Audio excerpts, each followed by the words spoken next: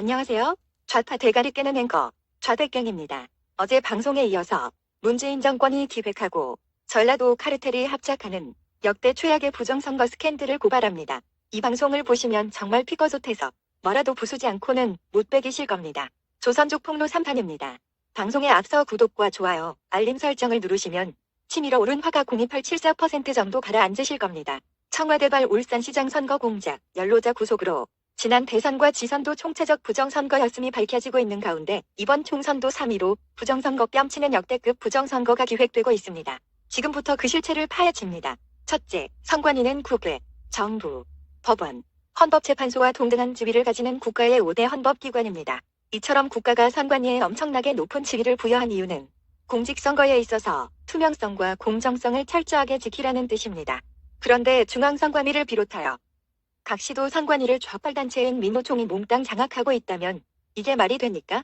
줄다리기 시합을 하는데 심판이 좌측 쪽에 유리한 조건만을 미리 만들어주고 있다면 공명정대한 경기가 될 수 있을까요? 선관위 노조는 민주노총 소속이고 민주노총은 공식적으로 문재인과 민주당을 지지합니다. 사전투표함에 CCTV를 설치하라고 선관위에 항의하면 막무가내 무조건 믿어달라고 합니다. 과연 믿을 수 있을까요? 둘째, 민주노총 선관위가 CCTV 설치를 극구 거부하는 이유 중에 하나는 투표함이 완전 밀봉되지 않은 채 언제든지 개봉이 가능한 언성한 구조로 되어 있다는 것입니다.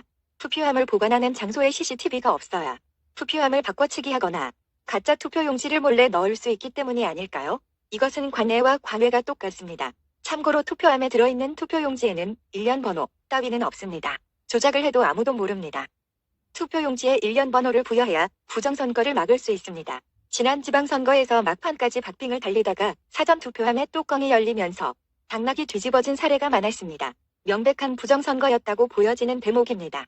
셋째, 중국 기업 화웨이가 한국의 사전투표 통신망을 장악하고 있고 선관위가 CCTV 설치마저 거부한다면 공작선거를 막을 길이 없습니다. 통신망은 KT와 SK도 있는데 왜 하필 전라도 기업인 LGU 플러스 화웨이 통신망을 낙찰시켰나요? 세계 어느 나라에서 자국 선거에 중국산 화웨이 통신망을 쓰도록 허용하고 있나요? 전자투표장의 선거인 명부를 중국 기업 화웨이가 관리한다는 것은 대한민국의 국민 주권을 포기하겠다는 것과 다름없습니다. 이런 것을 짜고 치는 고스톱, 안 봐도 비디오다. 방귀 끼다 똥 싼다. 오이 밭에 가끔 매기, 떡방 아간에서 치는 떡매라고 하는 겁니다. 셋째, 이번 총선은 우한 폐렴을 핑계로 정부가 주민등록, 사실조사도 중단해서 선거인 명부가 없는 곳이 많습니다. 4.15 총선은 누가 투표를 하는지 이름도 모르는 갑돌이와 갑순이가 왔다 갔는지 알 수 있습니까?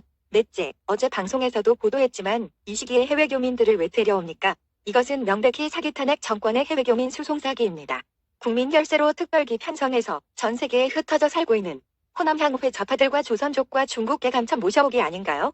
숫자 딸리니까 저지르는 제2의 촛불 폭동이자 민중총궐기 공작 선거 아닌가요? 그러니까 재외동포로 사전투표 끝낸 놈들이 국내에 또 잠입해서 가짜 주민증을 1인당 여러 장 교부받고 마스크 쓰고 투표한 뒤에 옷 갈아입고 또 투표하는 투표 네크로 돌리기 선거 공작이 없다고 할 수 있나요? 이런 식이라면 전 세계로 데려온 조선족 단첩들이 의조한 주민등록증으로 수백 번 투표해도 모를 것 아닙니까? 좌빨들은 아님 말고 식으로 저지르고 보는 악질들입니다. 우파 국민들은 투표장에서 이런 식으로 여러 번 투표하는 간첩들을 잡아내야 합니다. 다섯째, 동네 문방구 수준보다 못한 엉성한 투표함과 형식적으로 붙여놓은 봉인실입니다. 그림을 보면 파란색 테이프로 봉인한 상태에서 뚜껑이 열리는 허술한 투표함이 현재 한국당의 모든 선거에 사용되고 있습니다.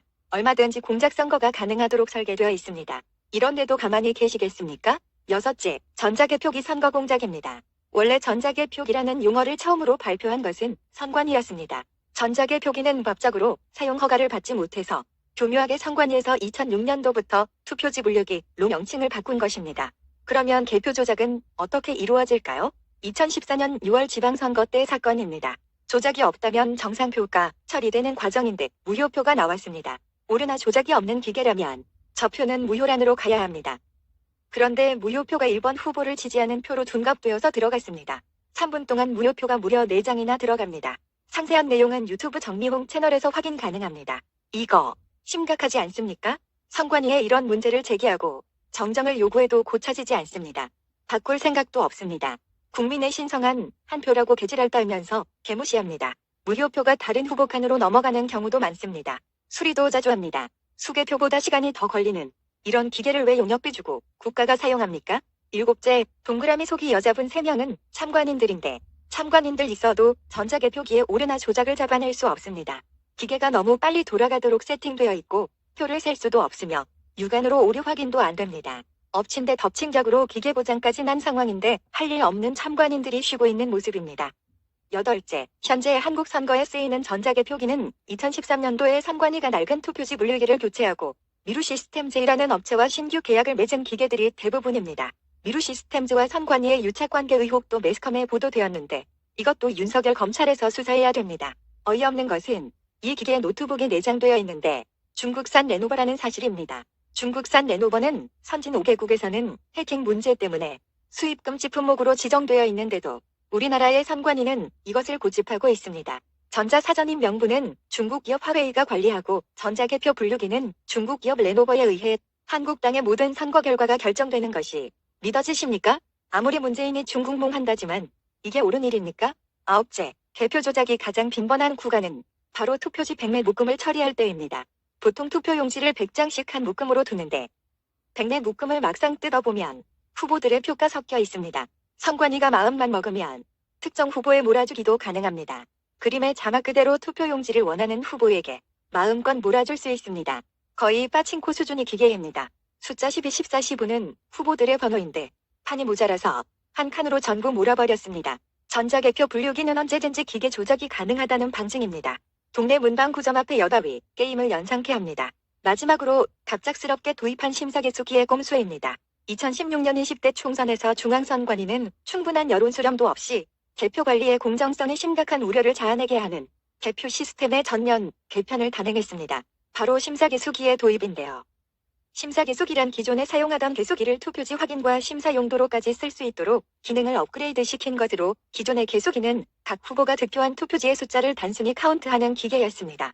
그런데 선관위가 수개표를 못 믿겠다는 이유로 1차 전자개표 분류기 이후에 개표의 주수단인 수개표를 아예 생략하고 기계로 2차 개표를 단행했습니다. 미분류만 수개표하겠다는 것인데 이러면 수개표가 유명무실해집니다. 이것이 얼마나 심각한 것이냐 하면 이 기계는 선관위 직원만 만질 수 있다는 것입니다. 그러니까 심사개수기를 도입함으로써 대표 상황의 모든 권력이 선관위로 넘어가 버렸다는 얘기입니다. 이건 나라입니까? 작금의 대한민국은 대통령부터 정부, 국회, 법원, 헌법재판소, 중앙선관위까지 국가 전체가 빨갱이들 손에 넘어가 버렸습니다.